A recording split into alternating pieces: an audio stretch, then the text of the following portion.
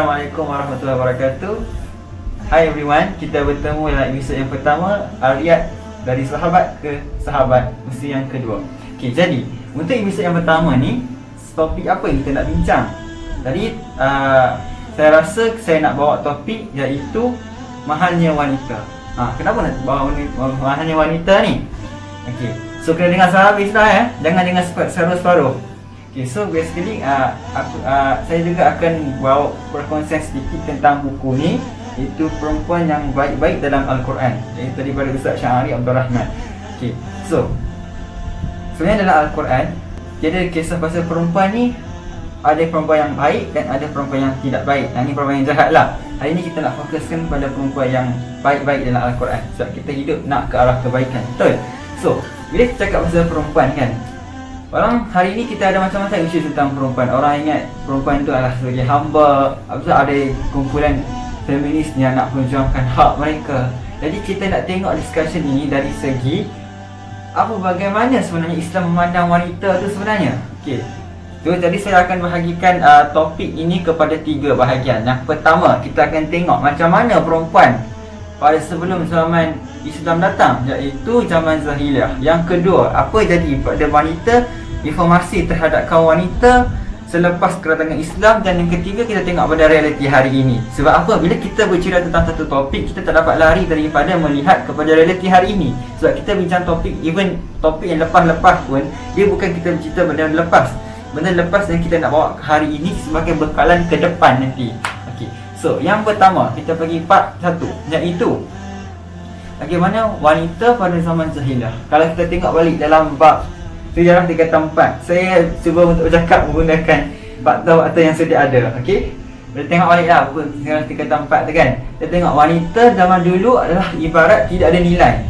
Iaitu seorang lelaki tu, kalau sebuah keluarga tu, kalau dia dapat anak perempuan, dia akan rasa malu dan bahkan mereka tanam hidup-hidup. Yang pertama. Kedua, perempuan dikahwini berapa ramai yang lelaki mahu. Ketika perempuan ialah ibarat sebagai hamba kepada hawa nafsu semata-mata, perempuan tidak boleh mewarisi harta lepas tu, dan perempuan juga dipandang hina sangat, iaitu perempuan tidak ada nilai apa-apa pun.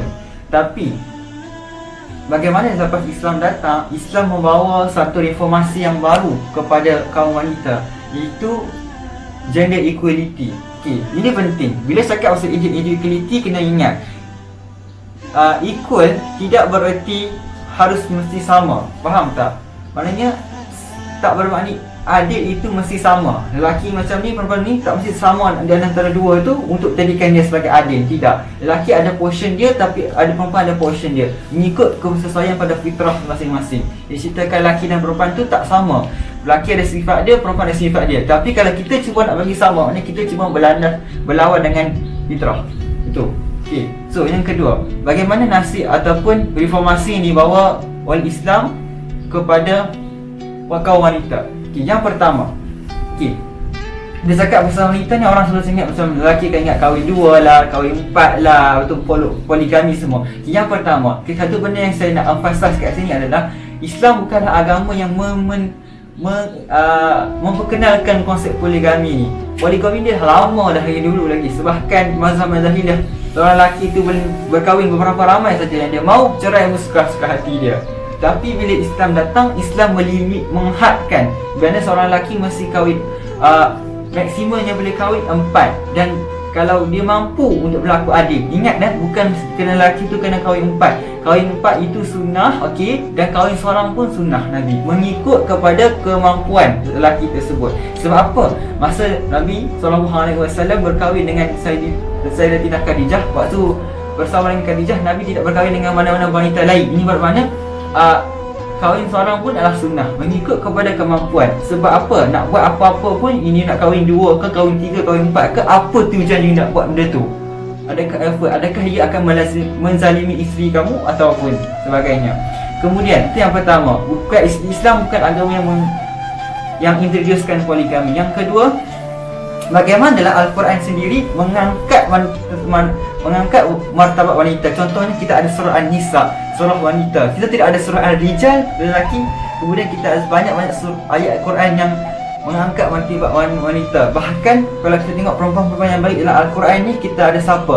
Kita ada perempuan yang baik itu adalah Sayyidatina Maryam, kemudian Sayyidatina Asyah, kemudian Sayyidatina Khadijah, Sayyidatina Fatimah, Sayyidatina Aisyah.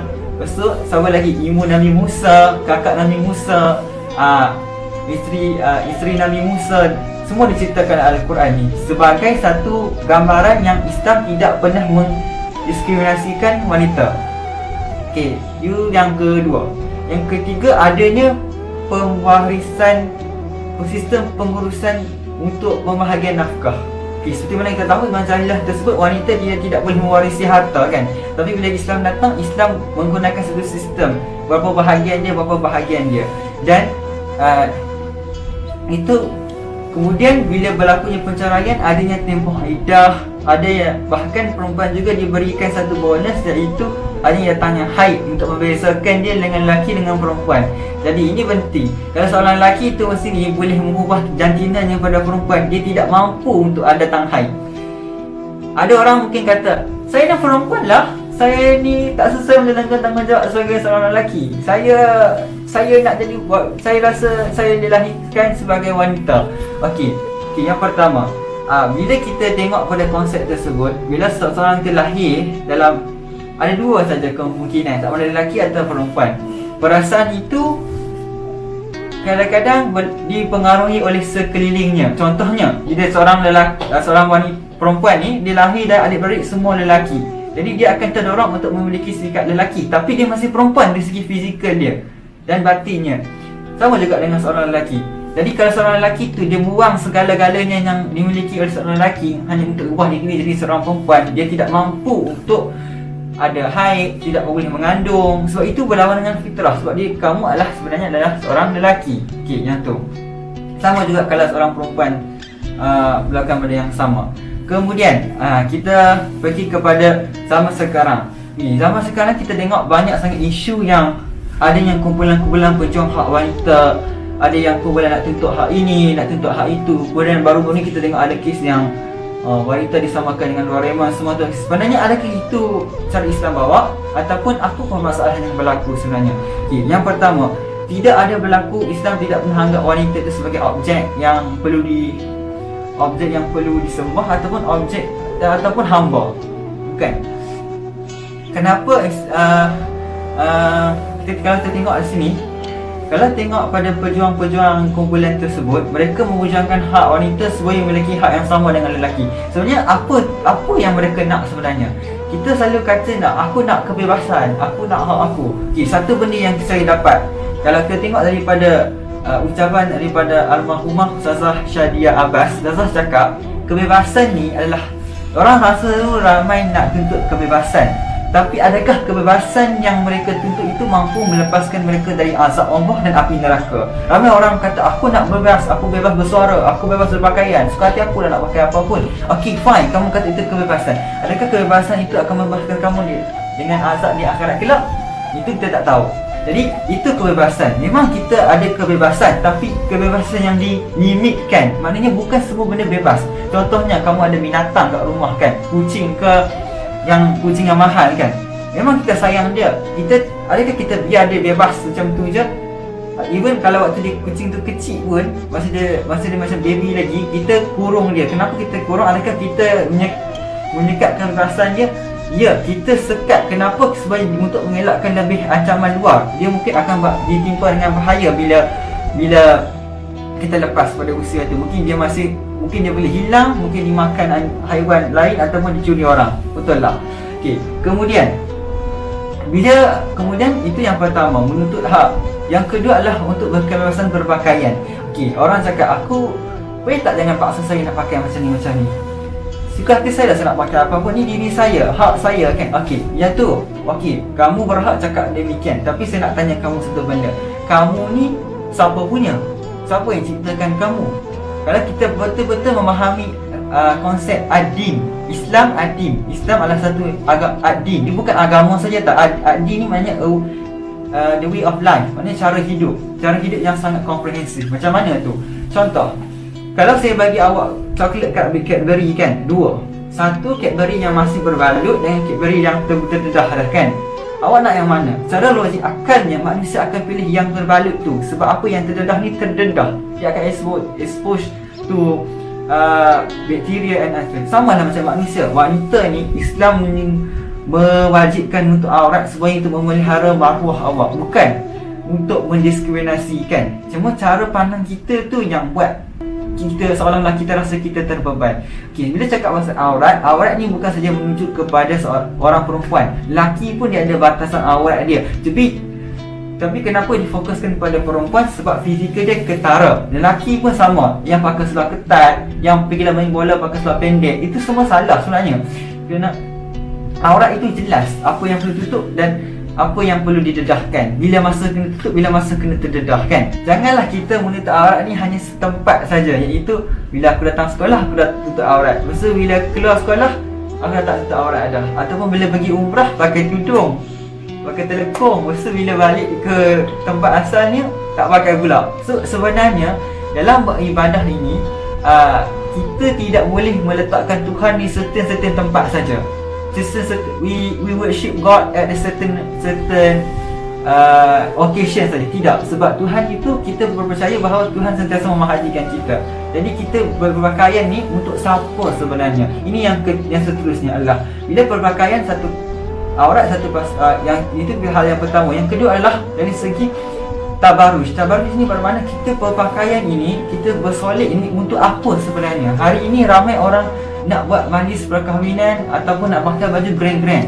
Tapi untuk apa sebenarnya? Untuk tunjuk kepada siapa sebenarnya? Itu yang penting. Sebab kita akhirnya, kalau kita buat untuk manusia, kita akan cuma akan dapat manusia dan kita akan penat bila manusia tidak hargai kita. Sebab kita hidup bukan untuk manusia. Kita hidup ni dengan dua perkara, iaitu untuk menjadi hamba Allah, yang kedua untuk jadi khalifah.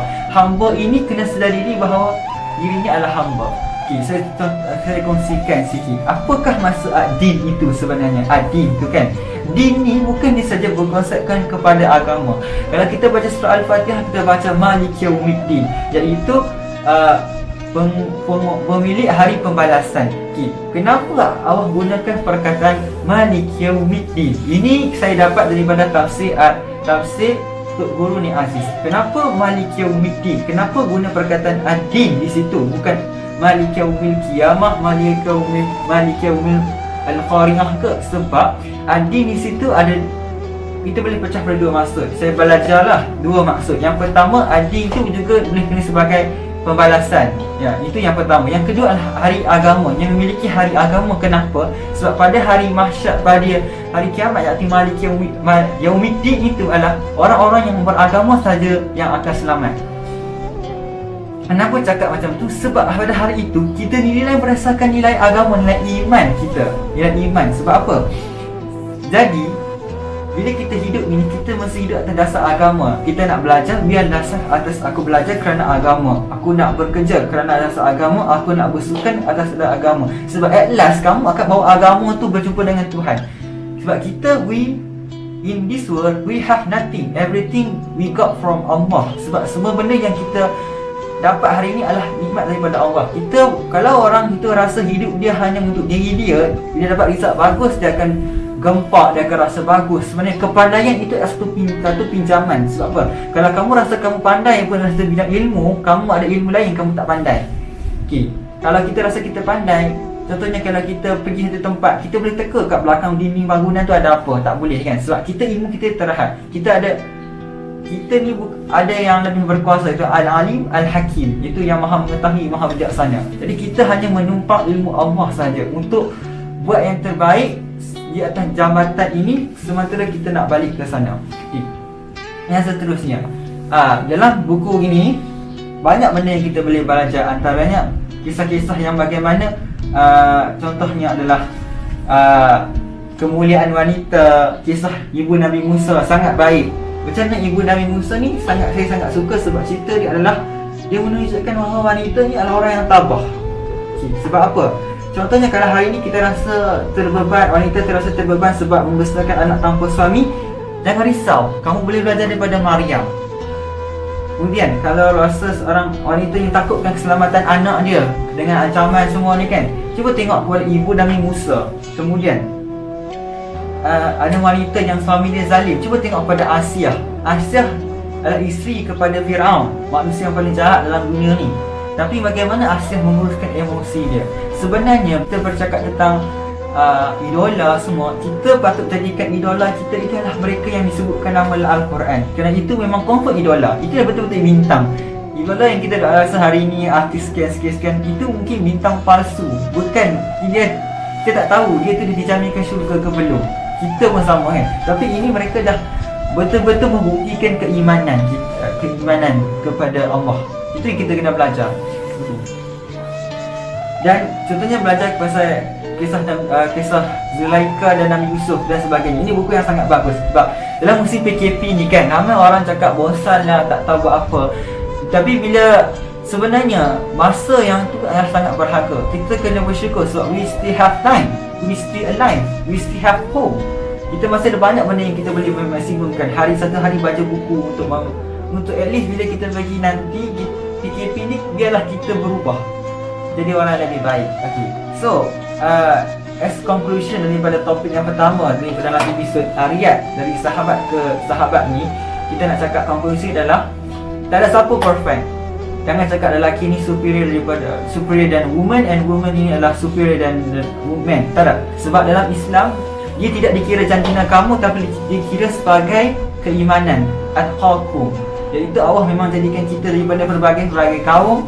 Tak kisahlah kamu kaum apa yang tengok video ni, kaum apa, agama apa, semua kita dilahirkan sebagai hamba kepada Tuhan. Jadi kita kena buat diri kita macam hamba lah. Okay. Kemudian kadang-kadang bila kita nak menegur orang, kita kena ada bil hikmah. Itu dengan wisdom. Bukan kita tegur orang macam tu saja. Sebab Nabi pun tak tegur orang macam tu saja. Nabi tu cakap, oi ahli neraka, macam tu.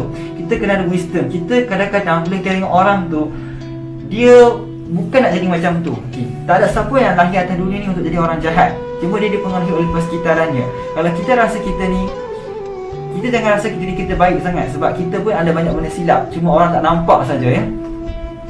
Kemudian bila kita rasa ada orang tu kawan kita perlukan bantuan, maka hulurkan tangan untuk bantu dia. Sebab apa? Antara hak orang Muslim ke atas orang Muslim lain, bila seorang kawan dia minta nasihat, dia wajib bagi. Kalau dia tak tahu, dia kena salurkan kawan dia tu kepada orang lain. Jangan biarkan kawan kita tenggelam seorang-seorang. Dan yang paling penting sekali, lepas PKP ni, bila dah jumpa dengan kawan-kawan masing-masing, kena hargai persahabatan tu. Sebab apa? Sebab salah satu daripada objektif kenapa adanya episod Riyad dari sahabat ke sahabat ini adalah untuk sama-sama kita transform kita punya perspektif sikap kita bila kita dengan kawan kita, iaitu kita lebih suka tengok phone bila ada orang depan kita. Itu bukan satu komunikasi yang bagus. Bila ada orang depan kita, kita kena hargai dia. Sebab mungkin itu perjumpaan yang terakhir. Sebab kalau dah pergi, lepas tu tak guna lagi dah, kan? Jangan biarkan handphone kita merampas kehidupan kita. Handphone ni dah gantikan kamera, handphone ni dah gantikan kalender, handphone ni dah gantikan buku nota. Jangan biarkan handphone ni menggantikan kehidupan kita pula satu hari nanti. Jadi saya harap dengan topik ini, topik yang pertama ni membawa kebaikan untuk semua. Bila kita cakap tentang wanita yang baik dalam Al-Quran, tak ada orang yang sempurna, tapi adanya orang yang mengejar kepada kesempurnaan. Dan kita harap kita orangnya, kan? Dan seterusnya, untuk topik-topik mendatang, kami mengharapkan anda semua menjalankan kepada kami topik-topik tersebut supaya bolehlah kita study lebih tersusun dan teratur lagi lepas ni. Dan kita semua adalah pelajar lah dunia ni. Saya belajar, semua orang belajar, dan menuntut ilmu itu adalah wajib bagi orang Islam. Okay. Jadi saya harapkan kita akhirkan dengan ini, dengan satu niat, iaitu biarlah kita jadi perubahan yang kita nak lihat atas dunia ni. It start from us. Okay, sekian. Assalamualaikum.